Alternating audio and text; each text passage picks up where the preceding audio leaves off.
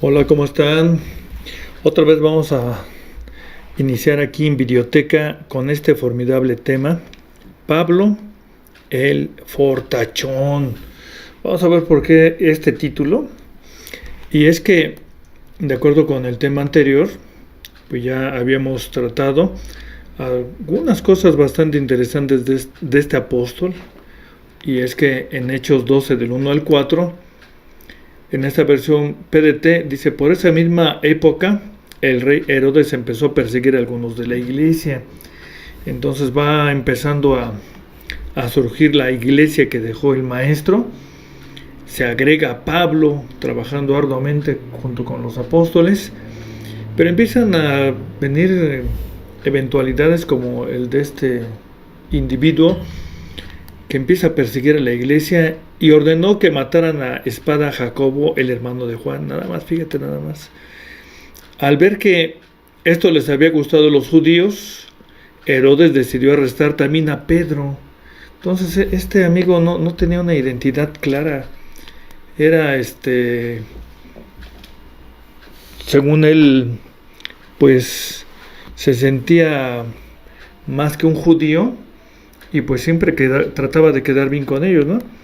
Entonces dice en el versículo 4: esto pasó durante la fiesta de los panes sin levadura. Después de arrestarlo, lo metió en la cárcel y nada menos le puso que lo cuidaran 16 soldados.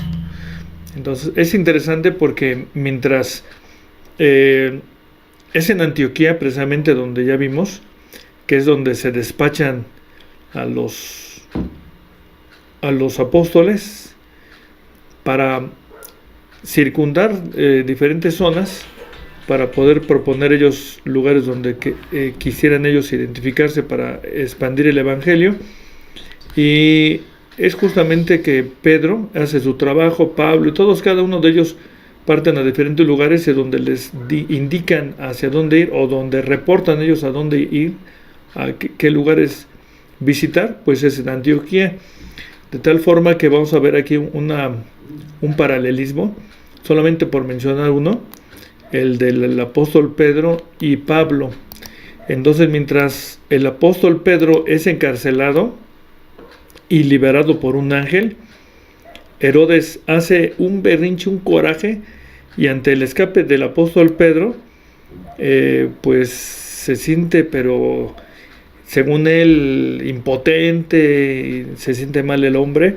El caso es que al final este individuo muere invadido de gusanos que lo devoraron.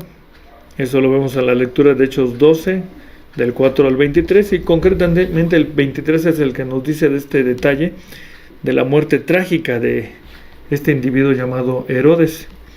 Entonces dijimos que hay un paralelismo entre Pedro y Saulo, que él camina con Bernabé. Se identifica a Bernabé porque ya ven que Bernabé fue el que va por él allá a Tarso, lo trae y dice: pues vente, vamos a trabajar juntos. Lo convence y andan juntos, van a Jerusalén y entregan los recursos. Ya ves que habían profetizado que iba a presentarse una gran sequía, y dice: esos recursos los entregan a los hermanos que están en Jerusalén, que fueron aportados por parte de los hermanos de Antioquía, de la iglesia de Antioquía, y traen consigo también a Juan. Decide Juan trabajar con ellos.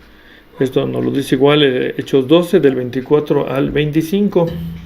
Entonces es interesante porque ver cómo van aconteciendo estas situaciones y cómo el Señor está interviniendo. Vamos a ver muchas escenas donde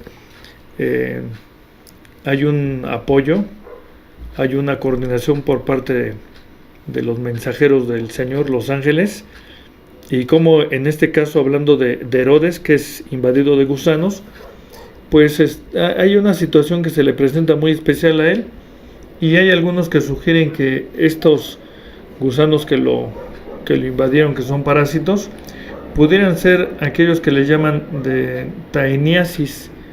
Entonces las tenias, los cisticercos exactamente. ¿Y por qué ellos? Porque pues son son íntimos de los humanos, íntimos con los puercos, por ejemplo, con los cerdos, aunque algunos dicen que también lo tiene la carne de res, pero primordialmente es en el puerco. Y este tipo de gusanos tan particulares son los que sugieren algunos que pudieron haber sido estos los que devoraron a Herodes. Estos son reconocidos como los escolex, y son característicos de todo lo que son las tenias. Y es interesante hablar de estos gusanos, que dice que se les llama escolex a la porción de la cabeza del parásito, miembros adultos de la clase Cestoda. Entonces estos gusanos sugieren algunos que pudieron haber sido estos los que atacaron a Herodes. También hay otra postura interesante, porque dicen que sí son escolex.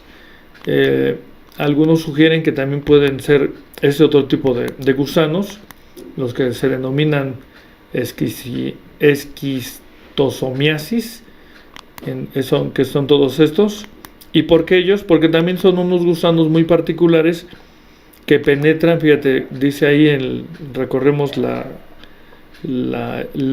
imagen que fuimos proyectando en partes, y fue la 1, 2, 3, 4, 5, cuando dice las cercanas se liberan del caracol en el agua y nadan libremente. Entonces este parásito está asociado con un caracol que cuando entra al agua se libera, y cuando el humano tiene contacto con esa agua penetra en la piel. Ahí en el número 6, mira, ahí penetra en la piel. Y se cree que pudieron haber sido este tipo de gusanos también, porque resulta que estos son muy abundantes en esas regiones, como en África, en Medio Oriente.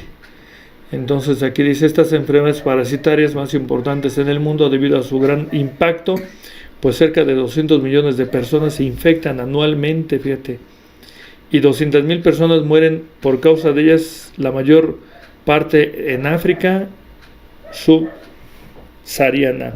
Entonces también se presentan en el Medio Oriente.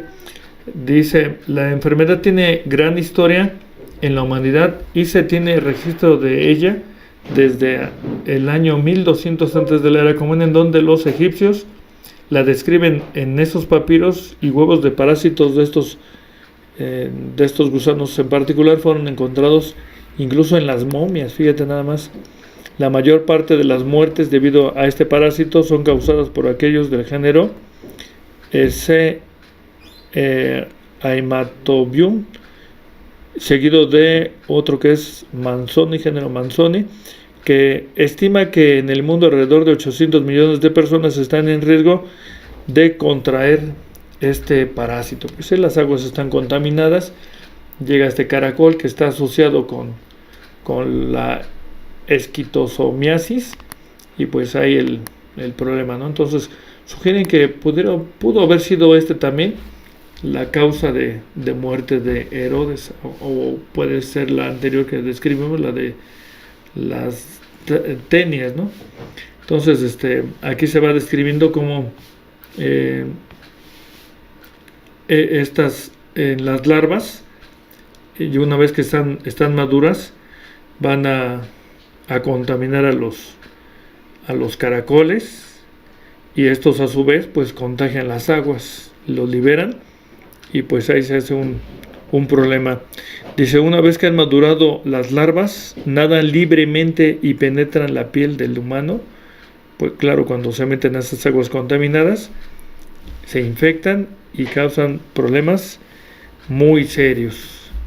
¿De acuerdo? Entonces es interesante ver aquí en esta imagen esos huevecillos y esas tenias que desarrollan unos ganchos como los que vemos ahí en sus cabezas, donde se afirman, y de ahí empiezan a succionar y hacerle la vida imposible al hospedero.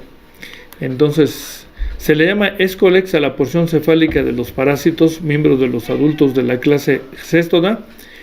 En el escolex se encuentran ventosas o ganchos, dependiendo de la especie, que le permiten adherirse a la mucosa del intestino de su hospedador. Todas las tenias tienen escolex, así también otros gusanos de importancia para el hombre, como los del género Hymenolepsis. Muy bien, entonces es lo que quisimos aportar, investigar, que por cierto, cuando están dañados por este tipo de gusanos, pues se manifiesta a través de la piel estos como sarpullidos, ¿no? Muy bien, entonces regresamos al tema, y es que en Antioquía, que en un tiempo fue parte de Chipre y actualmente es de Turquía, este lugar tuvo un gran desarrollo de la iglesia y concentró a grandes personalidades. Recordemos que este lugar logró gran desarrollo porque se encontraba precisamente en esa ruta tan importante conocida como la ruta de la seda. Transitaba por ahí un gran comercio. Entonces, Antioquía fue la sede principal de la Iglesia de Dios, y dice, por ejemplo, en Hechos 13:1, había entonces en la iglesia que estaba en Antioquía profetas y doctores, Bernabé y Simón, el que se llamaba Níger, y Lucio Cireneo y Managen, y que había sido criado con Herodes el tetrarca, y nada menos y nada más que Saulo. Entonces, por eso nos gustó remarcarlos, porque hay profetas, no es uno, dos, no, había plural, profetas, y había doctores. Estaba Bernabé, un gran hombre. Estaba también Simón, el que se llamaba Níger, Lucio Cireneo, y Managen, el que había sido criado con Herodes, y ni más ni menos que este hombre importante, muy importante para el desarrollo de la iglesia, que es Saulo. Pues bien, para algunos el viaje que realizan ellos, Saulo y Bernabé, para llevar víveres a Jerusalén, se argumenta que este pudo haber sido el primer viaje, porque en ese primer viaje ellos aprovechan y van a hablar la palabra del Señor, van a evangelizar a gente en ese camino. Entonces, aquí en esta parte se reconoce lo que vendría siendo el segundo, pero en la versión oficial viene siendo el primer viaje de Saulo, y esto lo hacen por instrucción del Espíritu Santo. Entonces salen Bernabé y Saulo de Antioquía. ¿Hacia dónde? Hacia Salamina, Chipre, embarcándose en el puerto de la ciudad que es Seleucia. Entonces ellos, aquí está la isla de Cipro, que es Chipre, aquí está la nota, y ellos están en Antioquía y van a llegar a Seleucia exactamente, y de Seleucia toman una embarcación. No menciona el texto qué tan grande, qué características tuviera esa embarcación. El caso es que con ella van a transitar a lo largo del Mediterráneo 274 kilómetros. Es lo que vendría a ser su primer viaje de Saulo, y van caminando, van avanzando, van llegando y llegan hasta este lugar que es Salamina, que está precisamente en Chipre. Vamos a ver algunas imágenes sacadas del internet del camino que debieron haber tomado, y es aquí donde llegan en un recorrido de 274 kilómetros. Y la pregunta es, ¿cuántos salen de Antioquía hacia Chipre? 2 personas. Pues 2, porque dicen es Bernabé y Saulo. 3 personas. 3 personas. ¿Por qué? O 4 personas. ¿Cuál te gusta más? O cuál es mejor En Hechos 13:2 nos habla de 2 personas. En Hechos 13:5 nos habla que son 3, porque son ahora Saulo, Bernabé y Juan, el que se agrega al equipo de Saulo. Pero alguien sugirió 4 personas. Vamos a ver por qué. Recordemos, no perdamos esa opción de 4 personas y por qué. Entonces, esta información nos va a hacer entender por qué decimos esto. Entonces, aquí vamos a hacer una analogía de la vida de este hombre tan importante aquí en México, que fue Pancho Villa, y dice que 3 vagones de la interminable fila llamaba poderosamente la atención, y es que en ese tren que es de Pancho Villa, 2 carros blindados transportaban los cañones pesados sobre plataformas giratorias. Fíjate nada más cómo pensaron ellos, los cuales eran apodados por los soldados el Niño y el Chavalito, y destacaban como los más potentes de los 28 piezas de artillería del ejército villista. Estaban bien equipados, bien que le pensaron. El otro vagón ostentaba en grandes letras la marca Mutual Film Corporation, y a un lado el logotipo de la célebre productora del cine que hacía las películas de King Crest de Charles Chaplin. Pancho Villa había dispuesto este vagón para que los camarógrafos de esta compañía norteamericana, honrando así el acuerdo por el que se comprometió de dejarlos filmar sus batallas a cambio de nada menos $500 en oro al mes. Esto era la condición que les puso Pancho Villa. Entonces nos sorprende qué listo este hombre, ¿no? Queremos filmar tus batallas, así, pues, ¿con cuánto?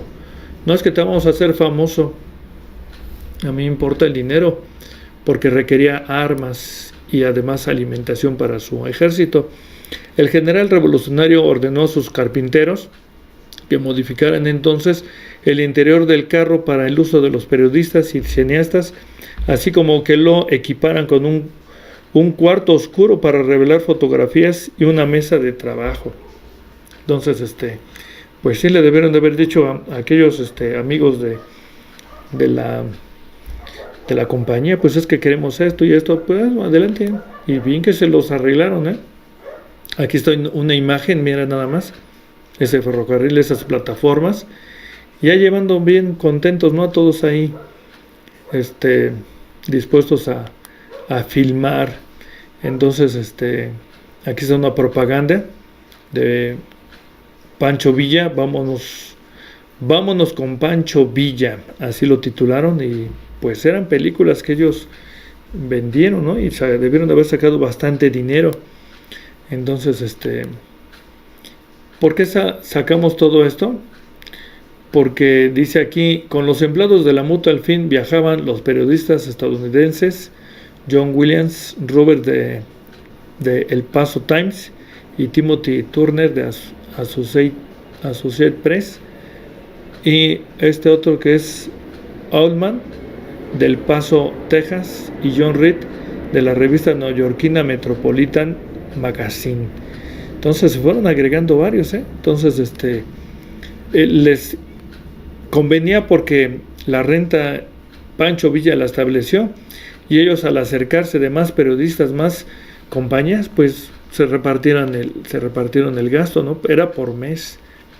Dice, en esos vagones de la División del Norte fue retratado Reed por el fotoreportero Altman en el trayecto de Chihuahua a Torreón en marzo de 1914. En una de esas instantáneas, John está sentado en el techo de un vagón de artillería entre 2 amigos. En la otra aparece frente al vagón de la Mutual Film con camisa blanca, sin corbata, atrás de otros reporteros. Cabe decir que Altman fue uno de los grandes fotógrafos de la revolución en Chihuahua y uno de los primeros que retratan a los maderistas en Ciudad Juárez, así como la famosa batalla de mayo de 1911 en este lugar, pero aquellas 2 fotos son de las pocas imágenes del legendario periodista Reed, quien dio a conocer al mundo el sueño de Pancho Villa. Muy bien, entonces, ¿por qué lo mencionamos esto?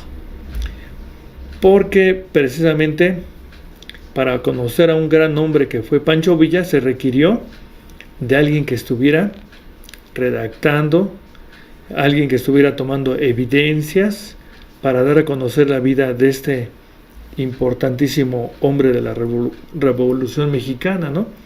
Pero ¿qué pasó entonces con el apóstol Pablo? ¿Cuántas personas salen de Antioquía hacia Chipre? Pues ya mencionamos que fue Saulo, Bernabé, Juan, que se les agregó, pero ¿quién más? Uno pero muy importante, ¿sí? Entonces damos argumentos, Hechos 13:2, Hechos 13:5 para 3 personas y 4 personas porque nos referimos a quién. También iba con el apóstol Pablo, alguien que no podemos olvidar, que es el médico Lucas, inseparable compañero de Pablo, o en este caso es de Saulo, porque aún todavía no se le llama Pablo, sino Saulo. Y aquí es donde hace una magnífica labor este hombre tan importante, el médico Lucas, porque sin él, pues, ¿qué sabremos de la vida de Saulo? Se habría perdido igual como los demás apóstoles, los demás también trabajaron, pero su trabajo se perdió, no se sabe, no hubo memorias, ese es el problema. Sin embargo, con Saulo todo el tiempo estuvo con él el médico Lucas.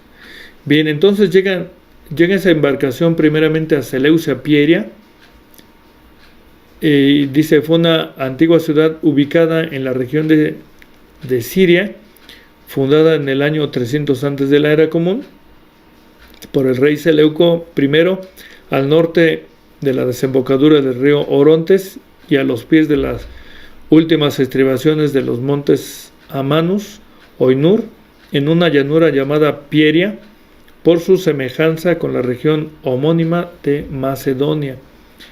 Entonces, ellos, acuérdate que salen de Antioquía, llegan a Seleucia y de ahí van a embarcarse.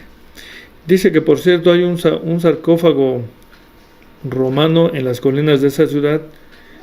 Dice que se consolidó como un puerto marítimo de Antioquía y formó junto con esta la Odisea y Apamea, la Tetrápolis siria. Muy bien. De ahí que durante las guerras sirias, la ciudad adquirió gran importancia estratégica por ser clave para el control de la región y de todo el occidente del reino seleucida. Hacia el siglo V, después de la era común, la ciudad decayó y a causa del bloqueo de su puerto por los sedimentos y los terremotos. Entonces llega un momento donde se invade el fondo del mar y pues ya no pueden llegar las embarcaciones por esta situación. El nuevo fondadero se estableció entonces en San Simón, actualmente es Samandak, o este nombre difícil de pronunciar, a unos pocos kilómetros al sur, donde hoy se encuentra la pequeña población costera de Seblik, nombre derivado de Seleucia. En el 64, antes de la era común, fue ocupada por las tropas de Pompeyo y quedó bajo el dominio romano. Plinio el Viejo la cita, y posteriormente bizantino. Allí se pueden visitar los numerosos restos arqueológicos, que es, pues, a final de cuentas, todo lo que ha quedado de todas esas historias que se cuentan a través de las Sagradas Escrituras, que todo aquello se ha quedado como una reliquia para el turismo. Entonces aquí tenemos Chipre, que es Cipro en aquel entonces, va a tener otro nombre en el Antiguo Testamento o en el Tanaj, que ahorita lo vamos a mencionar, y este lugar donde ellos llegan se llama Salamina. Hoy en día se le llama Famagusta, y es ahí donde fue el primer punto de contacto en el que arribaron con la idea de propagar el evangelio. Ahí dice, pues aquí hay gente, aquí hay que hablarles. Entonces ellos empiezan a trabajar ahí desde que llegan a Cipro o Chipre, y dice 13:5 de los Hechos, y llegados a Salamina anunciaban la palabra de Dios en las sinagogas de los judíos y tenían también a Juan en el ministerio. Entonces es interesante porque Saulo, él tiene el mapa en su cabeza, él sabe dónde hay sinagogas y siempre está arribando a donde hay sinagogas. Tiene contacto con los judíos, les habla de Jesús, convence a muchos y con ellos se va forjando la iglesia de Dios en diferentes regiones a donde va cayendo o va asistiendo el apóstol Pablo. En Hechos 13:6 dice, y habiendo atravesado toda la isla hasta Pafo, o sea, de este a oeste, hallaron un hombre mago, falso profeta, era judío, llamado Bar Jesús. Entonces atraviesan toda la isla y llegan hasta este lugar que se llama Pafo. ¿Sí? Entonces, ¿cuánto recorrieron ahí? 176 kilómetros. Se ve chiquita la isla, pero está grandota, ¿eh? Ahorita vamos a ver qué tan grande está. Famagusta, llamada antiguamente Salamina. Aquí está. El primer punto donde llegaron a Chipre. Chipre es llamada en el Tanaj como Kitín. Aquí están restos arqueológicos.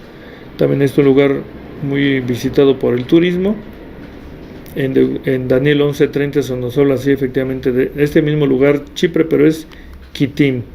Y también en Ezequiel 27:6. Pafos o Pafos con PH o F, tiene una gran atracción turística. Y aquí la estamos viendo, ven qué fotos tan bonitas de esos lugares. Miren, ¿no se te antoja? Claro que sí. ¿Cómo no? Diría alguno, ¿no? Dice, está en el extremo oeste de la isla de Chipre. Chipre cuenta o está en su total superficie que tiene esta isla, que en el mapa se ve pequeña, pero no es nada pequeña, pues nada más tiene 9.251 kilómetros cuadrados. Para que nos demos una idea, aquí en México tendríamos que juntar Tlaxcala con 4.016 kilómetros cuadrados junto con Colima 5.625 para que nos dé una aproximación de todo lo que tiene de superficie Chipre. Para que te des una idea, tú que crees que la Ciudad de México está muy grande, pues esta solamente mide 1.485 kilómetros cuadrados, lo cual significaría que la Ciudad de México en Chipre cabría como unas 8 veces, más o menos. Entonces no es nada pequeñito. Chipre es en Pafos, Chipre, precisamente donde se encuentran, ya habíamos mencionado a Bar Jesús y este hombre tremendo, dice, cuyo nombre es de origen arameo, según algunos significa hijo de Jesús. Y este hombre Bar Jesús, fíjate lo que va a pasar con él, es un nombre judío, como ya lo habíamos mencionado, y para designarlo se emplea el término griego, porque ahí dice que era un hombre mago. Entonces se emplea esta palabra griega magos, que lo encontramos en el G3097 del número Strong, y era hechicero, menciona ahí el texto. Otras versiones dicen que era mago, otros adivino, otros quieren ser un poco amable con él, o astrólogo, y otros de plano lo perjudican diciendo que es practicante de brujería. Entonces, aquí es interesante porque tenemos que llegar a un acuerdo de que magos puede ser un hechicero, un mago, un practicante de brujería, un astrólogo o bien un adivino. Pero con mucho detenimiento en esto, porque también precisamente es en Mateo, vamos a verlo, 2.1, 7, 16, se menciona de magos que vienen del oriente cuando van a ver a Jesús cuando éste tiene 2 añitos. Y se emplea precisamente el griego magos, que también, y entonces diría alguno, entonces ellos también eran hechiceros, magos, practicantes de todo eso. No, espérate, vamos a verlo con calma. También eran brujos, puesto que a Bar Jesús también le llamaron Elimás, que significa hombre sabio. ¿De acuerdo? Entonces vamos a poner algo muy clarito para que tengamos una buena reflexión, porque podría confundirse, ¿no? Porque más adelante vamos a ver que tratan mal a Saulo, trata mal a Bar Jesús por algo que hace, y dicen, es que entonces es gente mala. Vamos a irnos con calma. Y es que antiguamente al que observaba los astros y cuerpos cósmicos se le denominaba astrólogo. Hoy en día esos estudios se han bifurcado, ¿sí? Daba lo mismo llamarle astrólogo a alguien que se dedicaba a ver los movimientos astronómicos, como llamarle astrólogo a un brujo. Pero vamos a ver qué ocurrió. Con el tiempo, vamos a ver que se dividen estos estudios en el que observa los astros con fines cualitativos, mágicos o paganos, y se le llama, porque él los está observando de acuerdo a su interés muy particular, y a ese se llama astrólogo, ¿sí? Con el tiempo vino a existir y se clasificó por separado al que observa los astros con fines cuantitativos, y ahí va a usar conceptos científicos, hace mediciones, trayectorias de astros, etcétera, y es llamado astrónomo. Entonces vamos a ver que hay mucha diferencia entre uno y otro, entre la astronomía y la astrología. La astrología son personas así, estudiosos o no estudiosos, con preparación o sin preparación, que aprovechan, de acuerdo con esto, ideas donde ellos dicen que predicen el futuro, te leen la mano, dicen cosas, ¿no? Entonces para algunos dicen, es que son puros charlatanes, y no vamos a entrar en mucho detalle ahí, ¿no? El caso es que hay mucha diferencia entre astrología y astronomía, y no es lo mismo. ¿Por qué? Porque aquí en este otro concepto de astronomía, pues ahí se emplea la ciencia pura, ¿sí? Las grandes inversiones en telescopios, en viajes al espacio y demás, todo eso lo hace la astronomía. Y aquí en este lado pues no se habla nada de que te voy a adivinar el futuro. No mezclemos una cosa con la otra. Entonces Bar Jesús se entiende que es un hombre no científico. En el caso de los magos del Oriente eran científicos, porque ellos vieron su estrella, una que se apareció, dicen algunos que es la conjunción planetaria que había ocurrido, y cuando llegan ahí al lugar donde está Jesús, pues vimos su estrella. Bien, cuando dicen vimos su estrella, la habían visto desde hacía 2 años. Entonces ellos tenían buen tiempo de estar estudiando dónde más o menos ubicaría el nacimiento del Mesías, y donde van, y Herodes dice, cuando regresen acá. No regresan, y Herodes dice, estos me dijeron que tiene como 2 años que vieron su estrella. Entonces es por lo cual empieza a matar a los niños de 2 años abajo. Muy bien. Entonces, de acuerdo con esto, Hechos 13:8 dice, mas le resistía Elimas el encantador, que así se interpreta su nombre, procurando apartar de la fe al procónsul. ¿Qué procónsul es este? Dios habló y dice, pero el brujo, cuyo nombre griego era Elimas, se le opuso tratando de impedir que el gobernador creyera. Y es que el apóstol Saulo, junto con Bernabé, están platicando con este gobernador de Chipre. Saulo lo llama hijo del diablo, y es con Elimas con quien hace su primer milagro, Saulo dejándolo temporalmente ciego a Elimas. Entonces lo deja temporalmente ciego y anda por aquí por allá sin ver, porque se le está obstruyendo en el camino a Saulo en su trabajo para evangelizar al procónsul. Dice, ese brujo se oponía a la evangelización del procónsul Sergio Paulo. Era un procónsul de Antupatus, del lugar de Ijupatus Supremo. Es este hombre, bueno, está representando a Sergio Paulo. Es el procónsul principal del gobierno de una provincia senatorial romana, fíjate. ¿Qué grado, qué nivel tenía? Pues dice que el procónsul Sergio Paulo tenía el mismo rango que Pilatos. Entonces, imagínate a alguien que trata de evangelizar al mismo Pilatos, ¿no? Entonces, Hechos 13:7 lo dice. Entonces es Sergio Paulo, pero nos vamos a concretar aquí en Paulo. ¿Por qué en Paulo?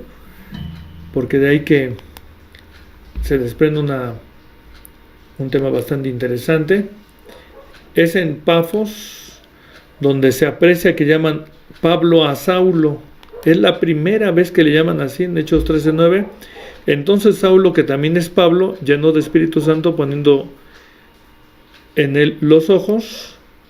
Y hasta ahí nos quedamos porque remarcamos esta parte de que dice que es llamado primera vez Pablo. Y es que este nombre de Pablo viene de este término griego, de esta palabra griega que es Paulos. Y Paulos se escribe así, aunque los expertos dicen que esta Y se lee como una V, cual esta que está aquí.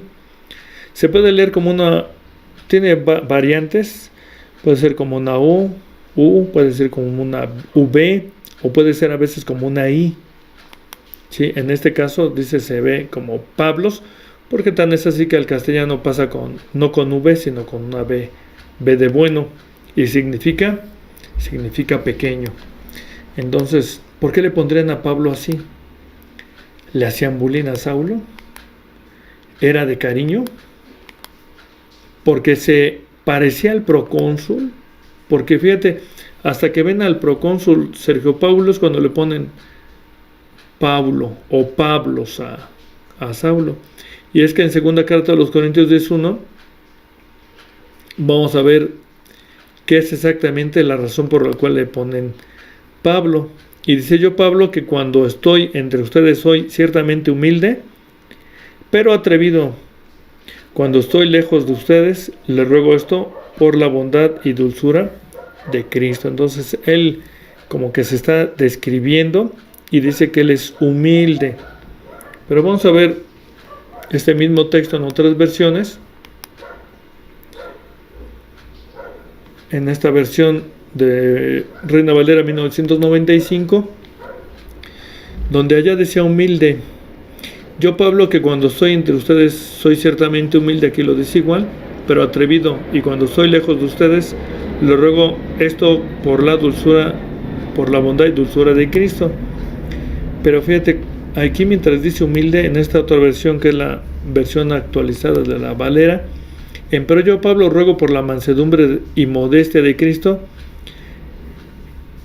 que yo que presente ciertamente soy, bajo entre vosotros, más ausente, soy confiado entre vosotros. Algunos sugieren que cuando él dice humilde, pues porque es una actitud. Cuando dice bajo, pues también es actitud, pero vamos a ver qué nos dice aquí adelantito en el mismo texto, pero en el versículo 10 de 2 Corintios 10, la versión 60.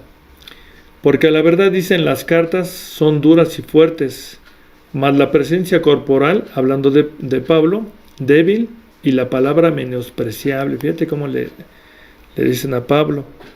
Reina Valera contemporánea, hay quienes dicen que mis cartas son duras y fuertes, pero que mi presencia física, fíjate ya cómo lo expresa aquí, es débil y que mis palabras no valen nada.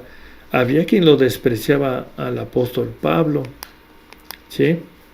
Entonces es algo muy, muy interesante del apóstol Pablo, porque se sugiere, ¿no?, que lo de Pablo pequeño es porque sí estaba chaparrón, vamos a mencionarlo así, no era muy alto, más bien algunos sugieren que era bajo de estatura, pero lo que destacamos en el apóstol, en Saulo, que ya después lo llaman Pablo, son cosas muy, muy sorprendentes, ¿eh?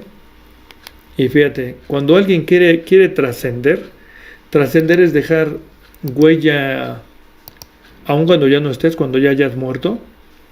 Entonces dice que para poder trascender hay tres aspectos que van a quedar fijas en la memoria de quienes se enteran de ti, ya sea por la forma de escribir, o por tu presencia física, o bien por tu forma de hablar.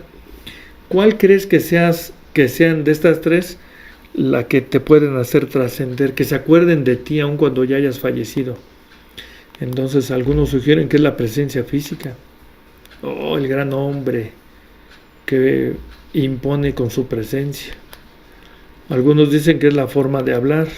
Oye, qué elocuencia, ¿no? Pero aquí es muy importante ver que cuando se habla de una presencia física, pues es mientras tengas vida. Cuando hay una forma de hablar, si es que alguien te graba, ¿sí? Como en el caso de Lucas, que grabó y plasmó lo que Pablo mencionó. Pero sin duda, la parte pero muy importante que vamos a ver, que en este caso exactamente la forma de hablar, si no se graba, pues va a quedar simplemente en una anécdota, ¿sí? Pero ¿qué va a pasar en todo caso? Si vamos a hablar ahora de alguien que no solamente, porque en el caso de Pablo decíamos, bueno, pues que era chaparrito y demás, y algunos criticaban su palabra, pero ¿qué crees? En el caso del apóstol Pablo, algo bien interesante, porque decimos, si alguien no graba tu forma de hablar, pues se va perdiendo con el tiempo, ¿sí? Igual como en la presencia física se murió, si alguien no grabó tu forma de hablar, pues sin duda que también se va a perder. Tiene un principio y un fin. Pero ¿qué pasa, sin embargo, en la forma de escribir? ¿Sí? Algo así como, te acordarás de esta niña, Ana Frank. Ella mencionó que el escribir te hace trascender, y depende de lo que escribas. Y si escribes bien y causas interés en esa lectura, por supuesto que va tu libro o tu escritura que dejes, va a seguir por mucho tiempo. Si es una escritura que no valió la pena, pues también se olvidan de ti, aunque dejaste cuando menos una huella por ahí. Pero resulta que en este caso, en el caso del apóstol Pablo, han pasado, ¿qué te gusta? Más de 2000 años, y sus palabras siguen y siguen y siguen y siguen, porque sin duda que lo que él plasmó en las Sagradas Escrituras lo hizo trascender. Y no solamente fue una escritura sencilla, sino fue una escritura de gran calidad. Y por supuesto que tuvo que ver mucho quien estaba detrás de él, que fue Lucas, el médico Lucas. Y todo esto, pues por supuesto que lo permitió el Eterno para que nos dejara sus contenidos, sus consejos, y que esto causa bastante interés en todos los que leen precisamente de esta tan interesante vida del apóstol Pablo. Entonces, vamos a imitarlo, vamos a trascender a través de buenos escritos, a través de buenos documentales, a través de buena enseñanza que haga que quienes te escuchen, te vean, o a quienes les des un buen testimonio, pues haga esto, que tú trasciendes en sus vidas, acordándose ellos de ti, que fuiste útil para esos buenos consejos, como lo hizo el apóstol Pablo. Que el Señor te bendiga, y seguimos aquí en Videoteca IRI.